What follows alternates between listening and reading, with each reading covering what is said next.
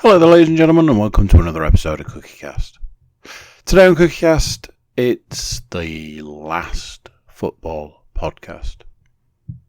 No, not ever, just for the season. And it might not even be the last one for the season, because, we might pick up the odd one here or there if something, spectacular happens in the football world, or even just to refresh our memories on what football is. But for now, it is the last football podcast. Not ever. So, if you're watching it on the YouTube, then be a hero, subscribe. If you're already subscribed, well, you know what to do.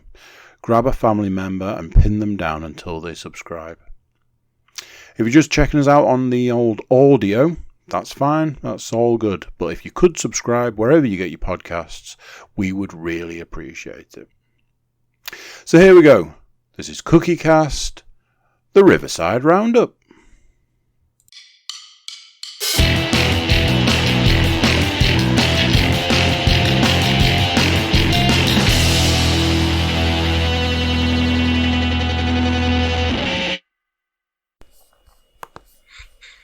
This meeting is being recorded.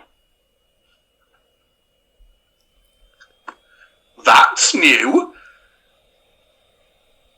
What on earth was that? It just flashed up with recording is in progress. I got this meeting is being recorded. I had to consent to it on this end. So that'll be a lovely little intro for the That's gonna be for the watching and listening public. That's gonna be amazing. That's gonna be fun to deal with going forward. Anyway, enough about what crazy electronic Zoom lady is up to.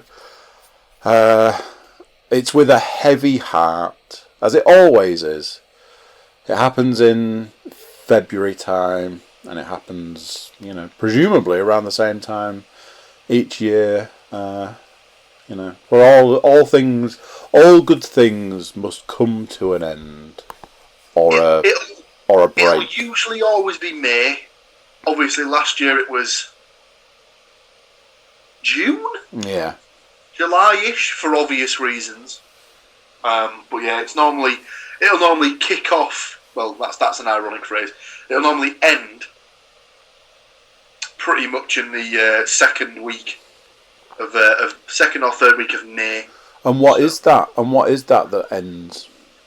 It's funny you should answer that, Andrew, because it's time for the final Riverside Roundup of the season, and the amount of Riverside-based nonsense we'll actually talk about will be minimal, as there was no game last week for the Borough Boys.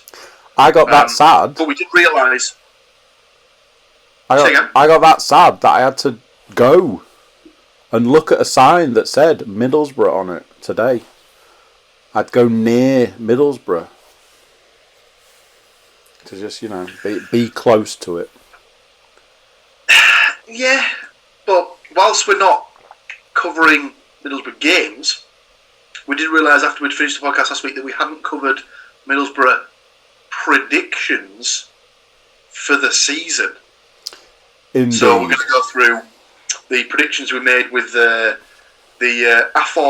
aforementioned once of this parish, Mr. James Panas.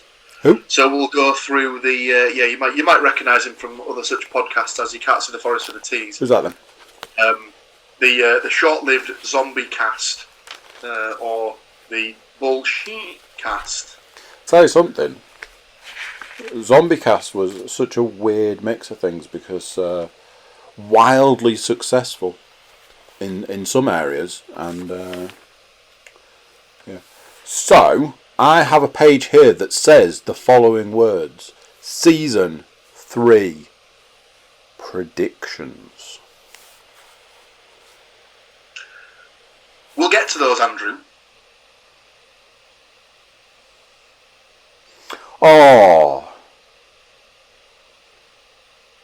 Oh wow. Is Is it particularly bad? I think I can remember what you and James had said for Nottingham Forest's finishing position, and that's not going to be great viewing for you two. So there's some beauties here.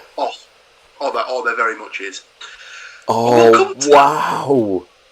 Yes, we'll come to those later on. Yes, let's build the suspense. Build the suspense.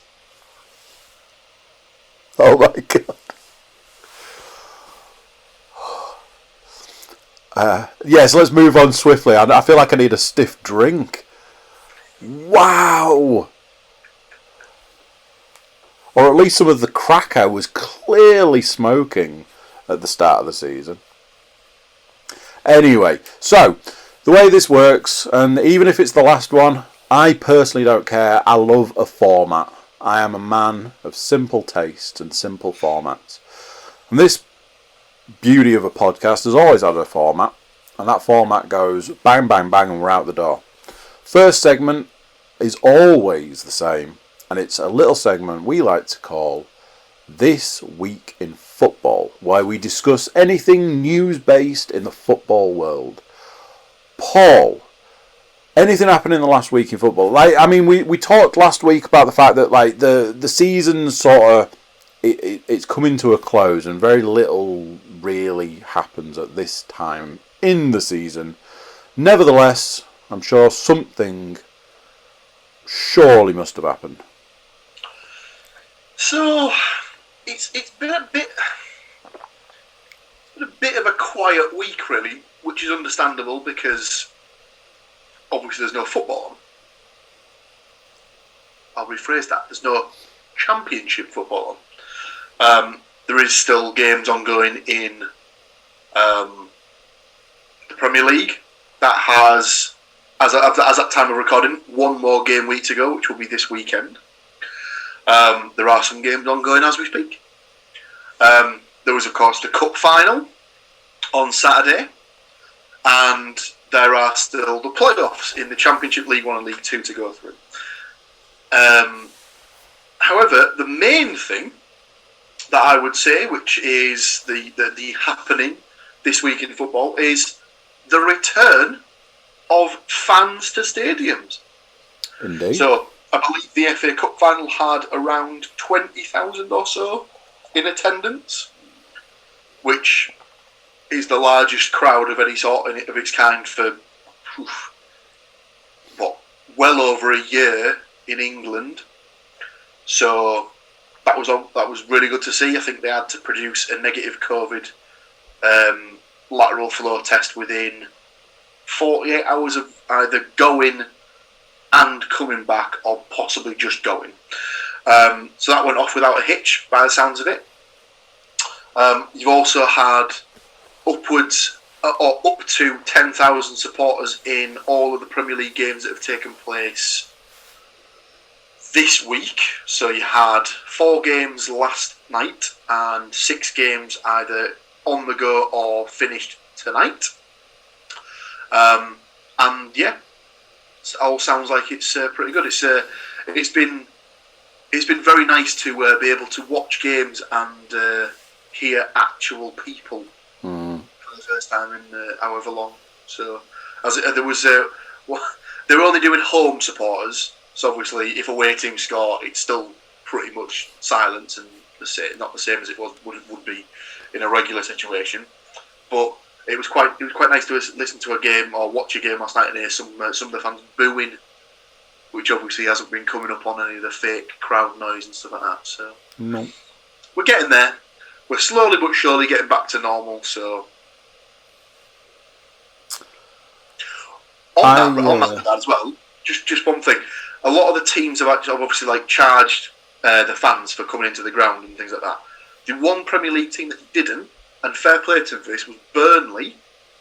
They did obviously the ballot of their season ticket holders and chose the 10,000 or however many that have gone in to be selected for the game. And they said in lieu of paying for your ticket, they were asking for a donation to be made to a local charity. So nice. Yeah, well done. Fair play to Burnley for that. Absolutely. That's bang on. Just goes to show that in this time where obviously there's a lot of there's a lot of greed and animosity towards certain Premier League clubs. It's nice to see that one of them's still got a little bit of integrity about them and stuff like that. So, Yeah, absolutely. fair play to Burnley for that. Well done then. I support that message.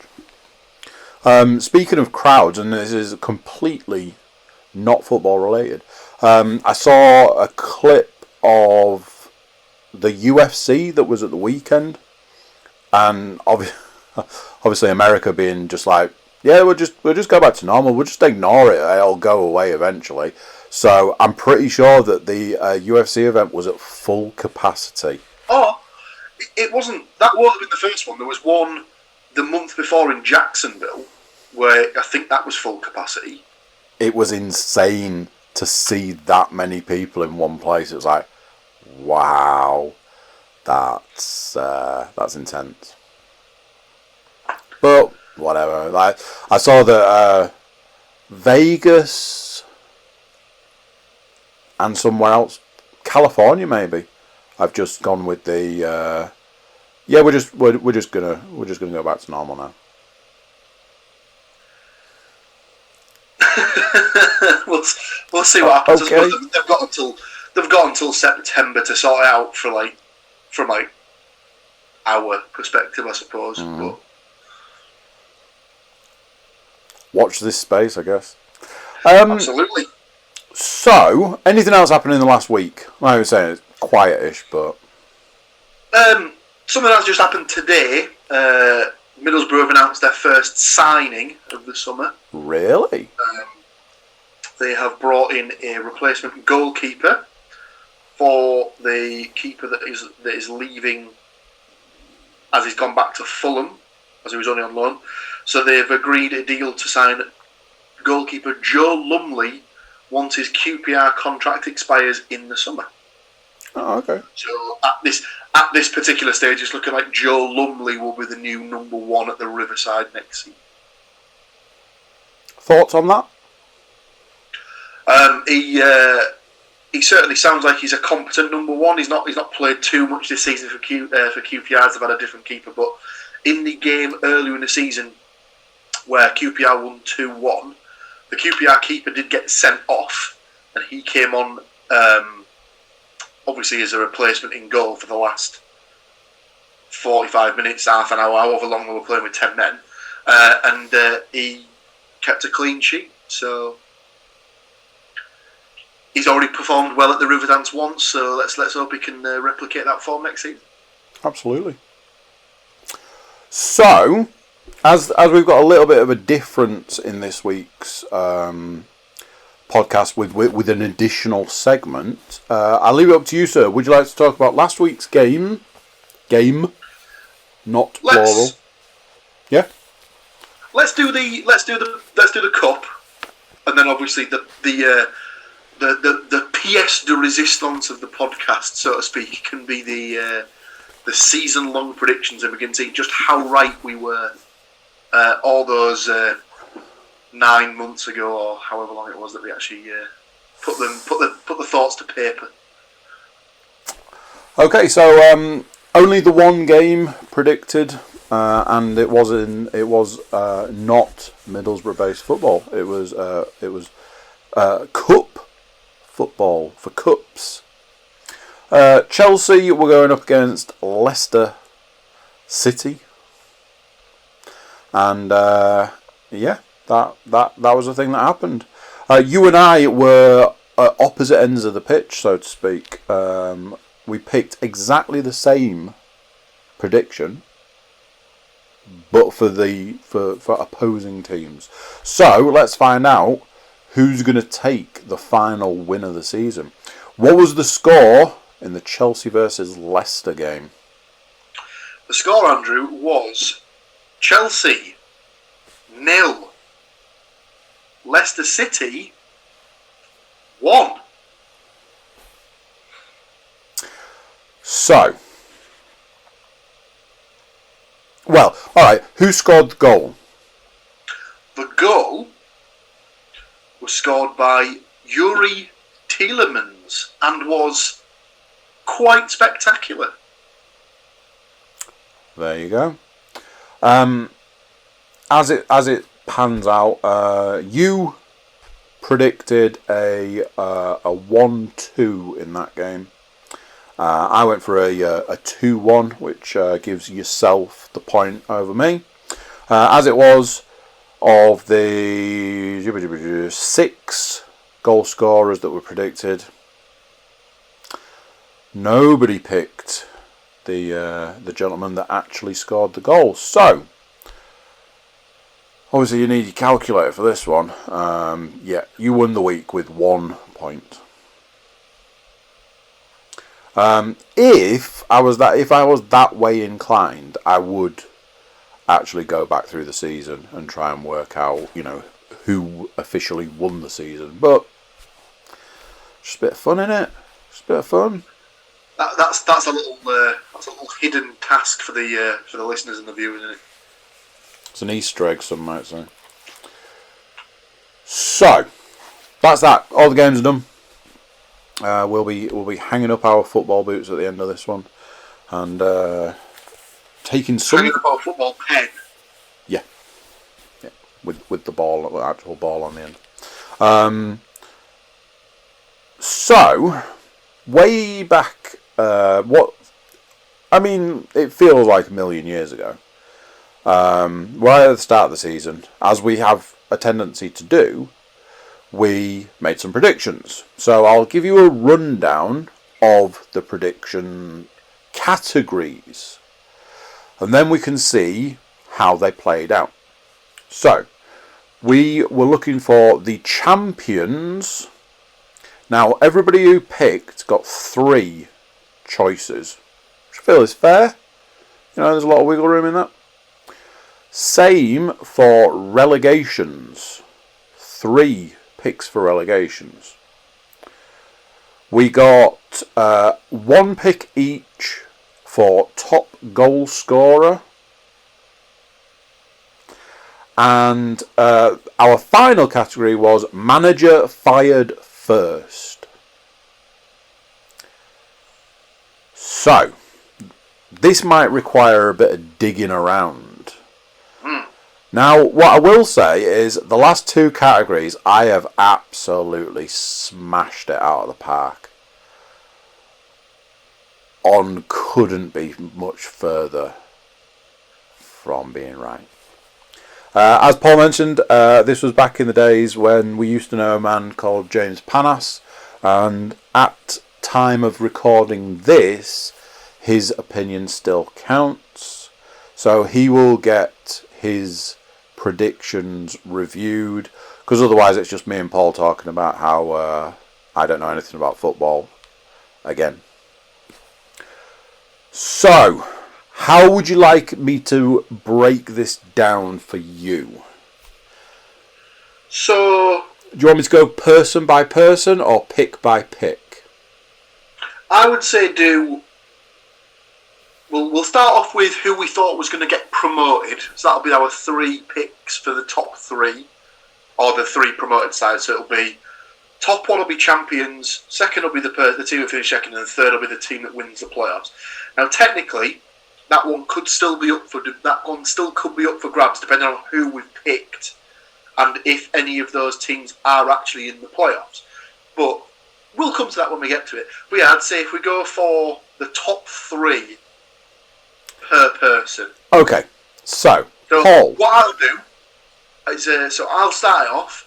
The top 3, we had Norwich win the league, Watford finished second, and then obviously the third team in the playoffs is still to be determined.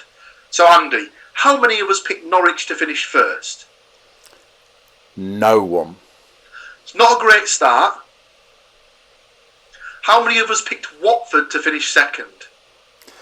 So this is where it's a little bit sketchy, because the answer is no one. However, if you do that or that, because somebody picked Watford to finish first, and somebody picked Norwich to finish second. So that is technically a point, because they did go up, but they're not in the correct slot. Yeah.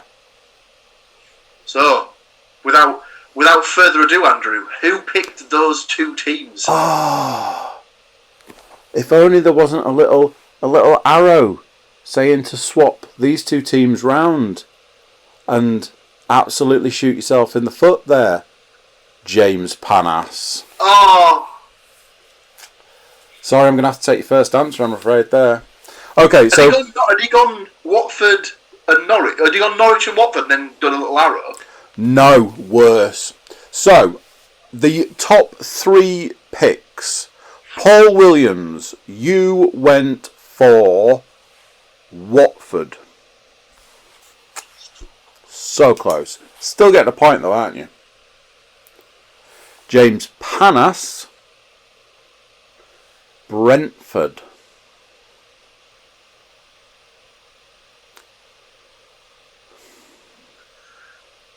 So technically they finished third. So they are in with a chance of the playoffs. So that's point.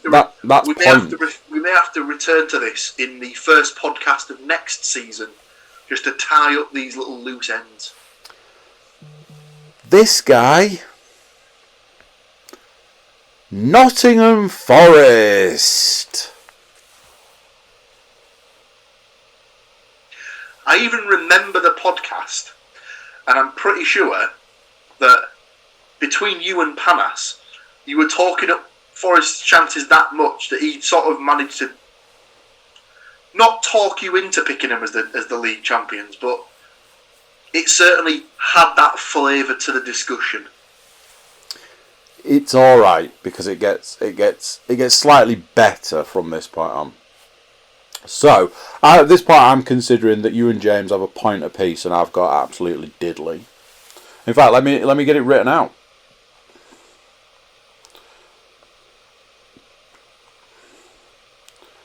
So,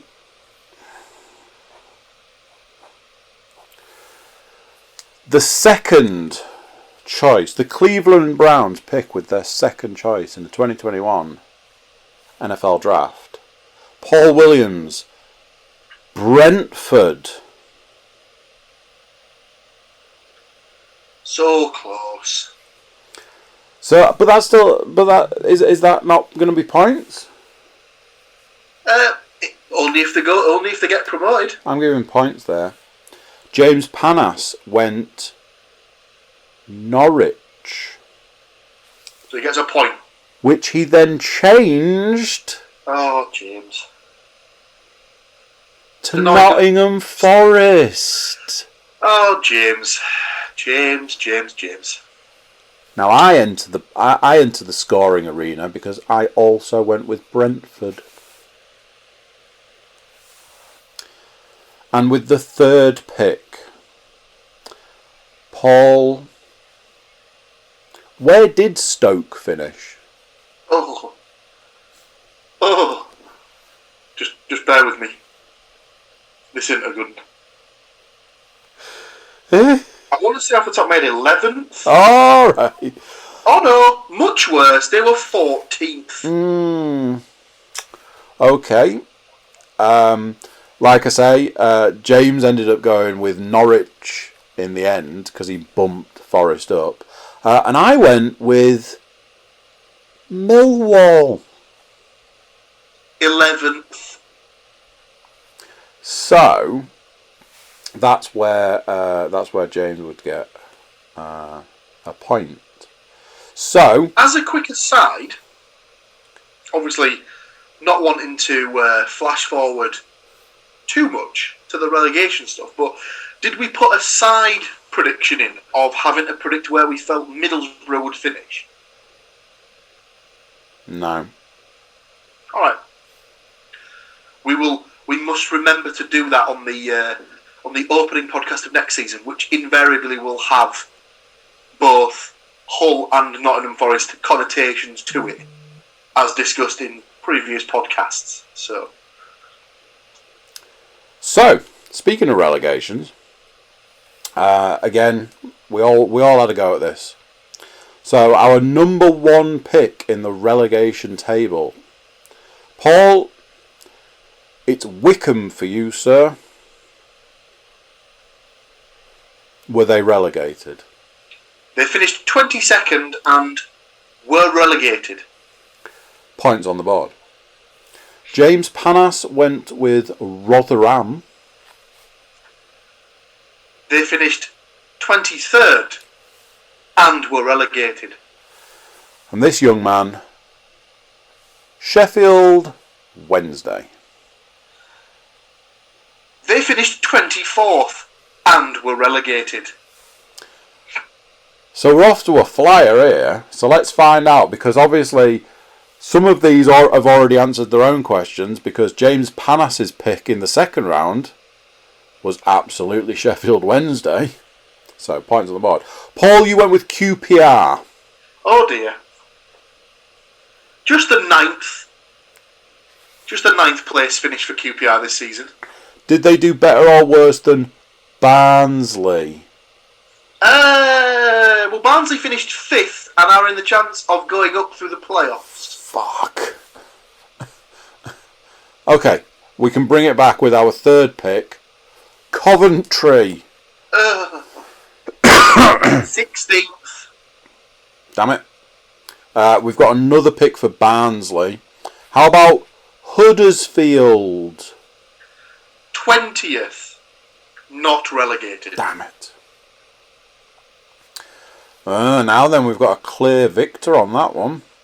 A 1, a 2, and a 1. But if you thought these guys know what they're talking about, these guys know which teams are going up and which teams are going down, let me correct you by telling you that we have to talk about the top goal scorer.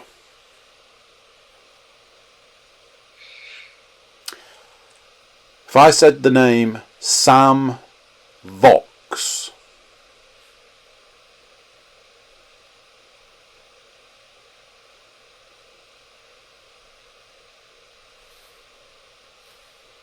What?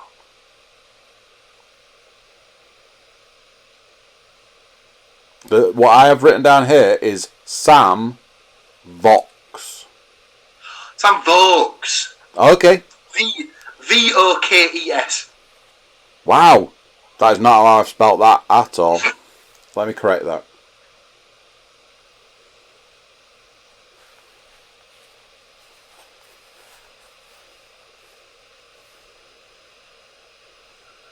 Is that who I picked? That is just disgraceful. So to put it in perspective, I have the list of the top 10 goal scorers. The bottom one is Jamal Lowe with 14.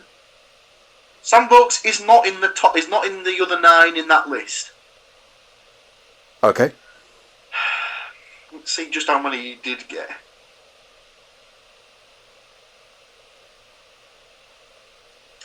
Bear with me.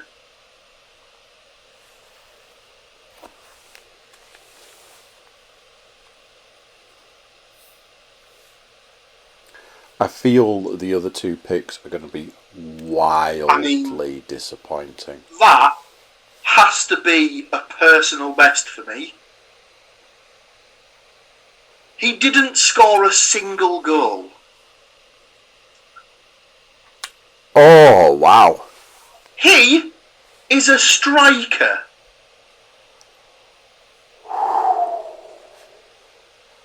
That's got to smart somewhat. Appalling. He played 30 games and didn't score a single goal. Oh. Wow.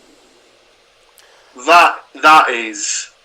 Oh, man. Well, It's so bad. did he score more or less goals, obviously, less, than Hugill?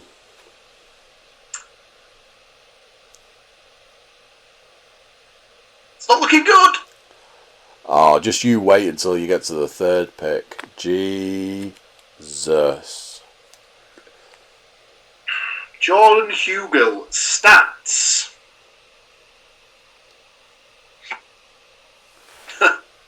Well, he didn't score many more than him with his 3 goals for the season. Okay, so I don't know how we're going to work out the scoring system here. Has to. Someone has to have picked a decent enough player that's even snuck into the top 10. Why would you rub it in? Why would you make it like that? Why have you got to be that guy? Because Andrew, I picked a guy who didn't score. Did he score A single goal. Did he score more than the 60 goals that absolutely were scored by Grabham this season? So you went for Lewis Grabham. Oh yeah. I think you've won it on a technicality or by default.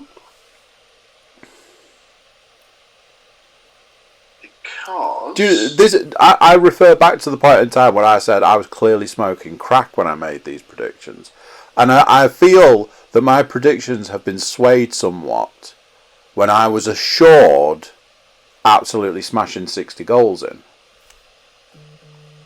Well, you would think that, having in his previous season played 45 times and scored 20 goals, so you'd imagine that, yeah, he'd probably score at least, in half the games he played, as he has done previously. So I'll let you be the judge of this. He only played 28 games because he was injured for large portions of the season. Crap.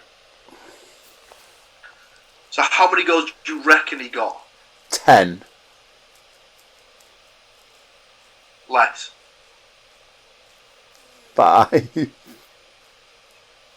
Slightly more. 6. Correct!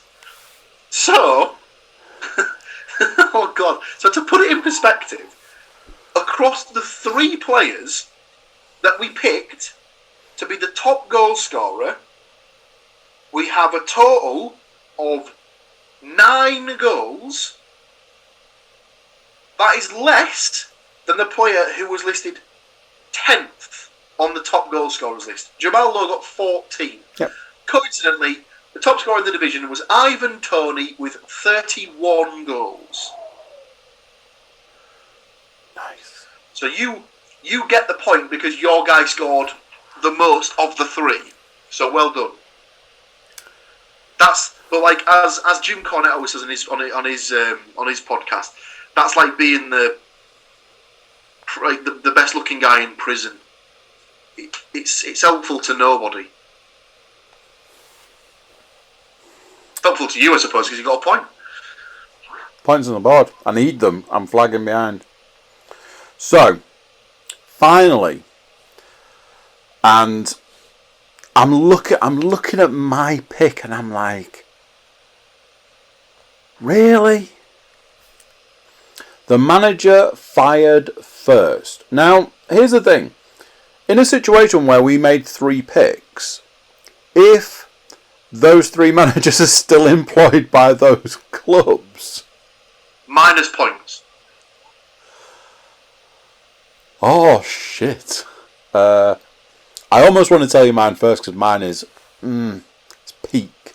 It's peak. All right. Well, I'll tell you what. I've got a list of managerial changes. Now, did we specifically say sacked or to leave the role? Manager fired first. Okay, because that does change things. Because the first managerial change was technically Gerhard Struber, but he left to become the manager of a different team, so he wasn't sacked. Has anyone put Struber? Yeah. That's fine. I can give you Monk, Sheffield Wednesday.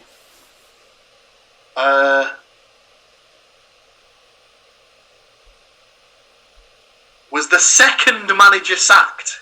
Ooh, interesting. I can offer you. I've written it weird, so I'm going to say either Tyndall or Timdall, Bournemouth.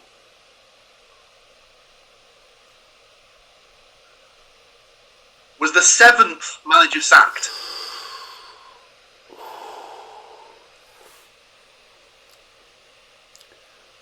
Colin Wanker, Middlesbrough. Still employed. Yeah, he is. Yeah, he is. -point. So you, sir, will take a point there because you managed to get closest to the pin challenge.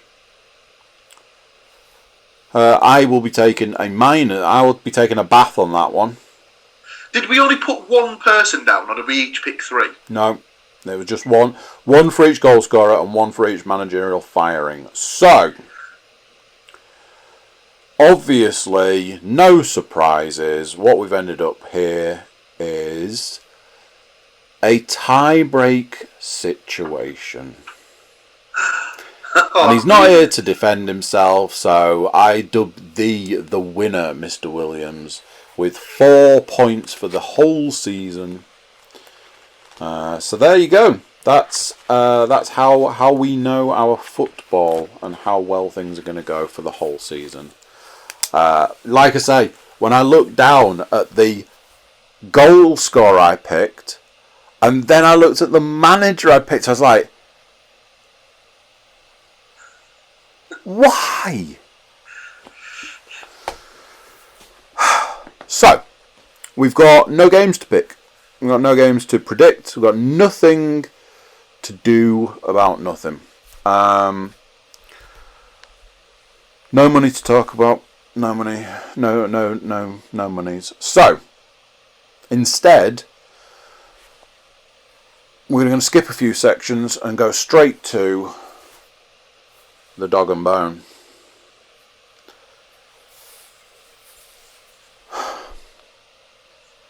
I've been promising it all season, and it's time. It is time. I will allow you to pick the format of the question. So, I will tell you the number of seats, i.e. the capacity, and I will then get you to tell me the name of the stadium and the team that play there, or I will give you the name of the stadium and the team that play there, and I will ask you to name within 100 seats. That's going to be a lot easier because obviously you could just throw a number out, and there'll be some stadiums that potentially have the same number of seats and stuff like that. So, like, for example, Brighton Stadium will be very close in capacity to Stokes Stadium or something like that. So, if you gave me the number of seats, it could be either one of them. So yeah, I'd say if you give me the name of the stadium, or no, you give me the club, or yeah, whatever it is. Well, I think you know enough about football for I should just be able to give you the name of the stadium, and you can work the rest out from there. So, according to the list I've got here, and I can't verify any of this information, but according to the list I have here, this is the second smallest. How have they worded it?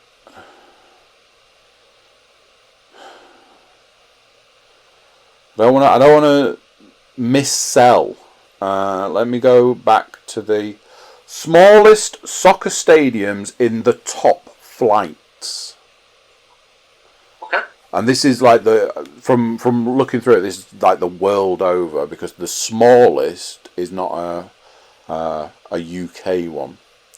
But of the 10 smallest, there was a couple of UK ones. We are going with the second smallest. Dean Court. So, that is Bournemouth's stadium. Correct. I had a feeling you might go with this one. So in my head, I have it down as being something like 10,900.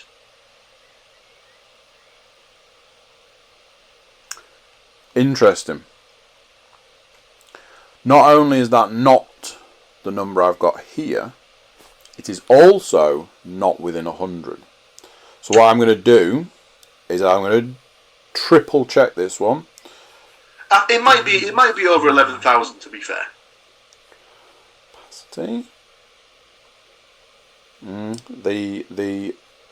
The quick search, I believe, agrees with my quiz question. If I just double back on it, if I can find it. Oh, come on, you absolute slave. Yes, a googly moogly would confirm that the actual capacity of the Dean Court Stadium is 11,329. You were a touch out. As we know, in the rules of the game, nil point. Indeed, which mean I finish the season. I feel I should probably take the title.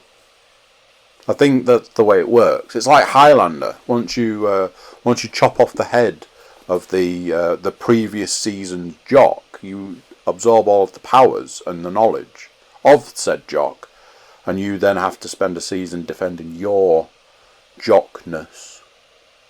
I'd agree with that. That's fair enough. I'm not feeling the football knowledge flowing through me. Maybe it's like a distance thing. Maybe it'll just take 20 minutes, half an hour or something. So that's it. Our final segment is the Any Other Business segment. Yeah.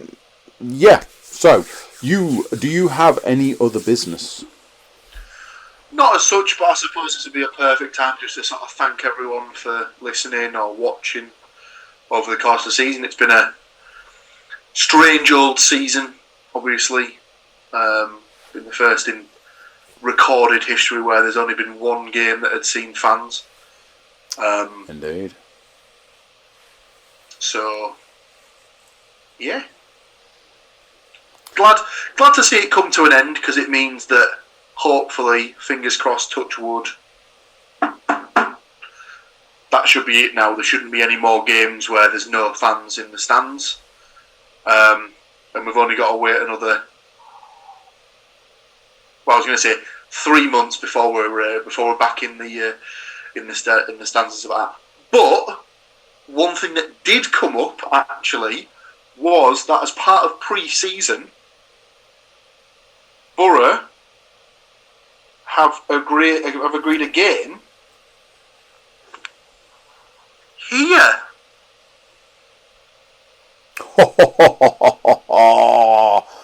Oh, we're absolutely going to that. So, absolutely it will depend. But yes, Borough travel to York on Tuesday, July 27th, brackets, 7 p.m. as part of a pre-season programme that already includes a trip to Bishop Auckland and 3 games in Devon and Cornwall. The stadium, which was only opened last December, I might want to question that because I'm absolutely certain it definitely did not open on time, has a capacity of 8,500 and is the new home for the Minster Men and the city's rugby league club, York City Knights. I promised York I would take a team there, said the Borough manager. It's a club I used to play for, and importantly, it's another game that's local for our supporters to be able to go and watch. It's also a new ground for us all. I've not been, and it will be the first chance our supporters will have had to visit, so it's another game to look forward to. So there you go. So that will obviously be high on the agenda for us, being that we might live somewhere within the region of that particular stadium. So almost walking distance. Almost indeed. So it's that thing we have to work out if the parking spaces at our old place of employment would still be eligible for cars to be parked in there. I know we're not here anymore, but do you mind if I just park my car? It's worth a chance. It's worth a try. Okay, so I mean, I actually have a small piece of business to discuss. As you have thanked the fans, I don't feel I need to thank the fans. Consistently, as I always say, a heavy hitter amongst the podcast world is whichever form the football podcast takes. So there is that. My thanks goes to you because you take the time out, week in, week out, to join me and these lovely people. You and I were having a conversation the other day about just how far back our podcasting goes. Thought it was strange that we both thought it was longer. It's like, it's been many years. I was listening to a podcast yesterday that was talking about how many episodes they had and the fact that they've been going 10 years, and I was like, that's interesting. We've nearly got that many. So yes, it's a big thank you to you for joining me week in, week out to talk to these lovely people about the glorious sport that is football. I hope to see you, and who knows, maybe a not so much guest host, a little hint there, and maybe that not so much guest host might bring along with him a little friend to talk bigger football next season. So that's it. Fingers crossed. That's it for you guys. That's it for us guys. And until next time, which, watch this space. We might dip in every now and then if something major happens in the footballing world. We might pick up an ad hoc, some might say. Right. Thank you very much, sir, and thank you very much, you lovely people. And until next time, we will see you then. Bye. The recording has... So there you go. What do you think to that? The last one for now. Not a bad little episode, if I do say so myself. So yes, check back in with us in... it's only a few weeks at the end of the day to get more football information, football news, football goodies, and see what the lineup's like. See which host has the most. If you are watching us on YouTube, big thank you to you, because I'm sure you are one of our lovely YouTube subscribers. And if you're just listening, that's all fine, all good. But if you could subscribe wherever you get your podcast, that's amazing. So there we go. That's it for this one. And until next time, I'm going to say bye, and I'll see you then. Bye-bye.